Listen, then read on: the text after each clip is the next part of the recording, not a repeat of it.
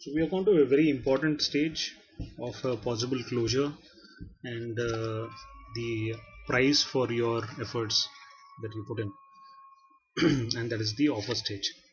Though you will actually have an extended more information apart from this, let's discuss more on the documentation and such. Once the offer is being rolled out, there will be a set of documentations that you will have to take from the candidate. Right? The most standard of these are, please remember, these are the only standard uh, documents which are basically required in advance, so that you can proactively inform the candidate to keep these documents ready. As most of the documents, sometimes the candidate, if it is on travel, he might have left it in his native. Sometimes then one or two profiles may not documents may not have been there, or there could be any reason for which you can proactively inform the candidate to be ready with. Some of the times the candidate also asks, why is that you are asking for these questions, why are you asking the documents? So always make sure that you inform them that you are one of the authoritative person to actually kind of work. And if you're doing that, you're also trying to get them understand that you're helping them. Basically, it's very important that you make them understand how important it is. So the documents to be taken is last 3 months payslip, any possible increment letter that he might have got from any of his current or the previous organization, then current employer's offer letter, that is the from where he is leaving the job right now, correct? Possible address proof, ID proof, passport photograph, two possible references that he can actually give, which is can be an official or a personal one.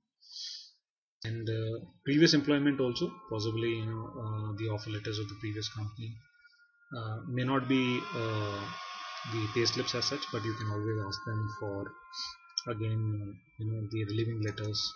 And so I guess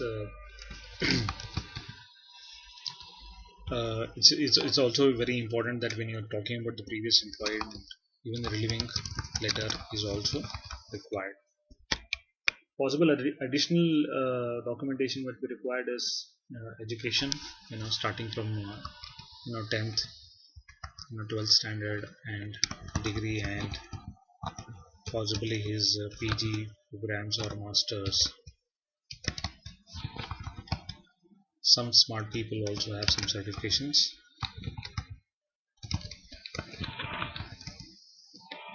So medical certificate depends on the kind of client that you're going to deal with. If he or she is basically, there are sometimes the medical certificate is already available from a renowned hospital or something, you can also have the medical certificate.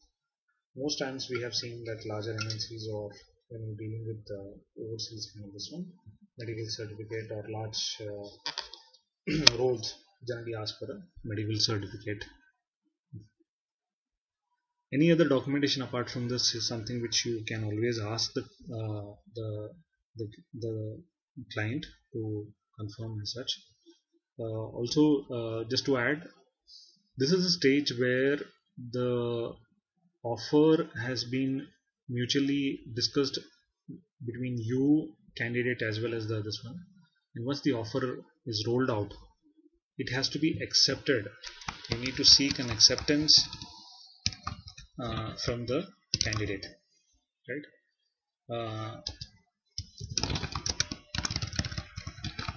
For the offer rolled out, that's a very important aspect also, which is there, after which these are the steps basically come about.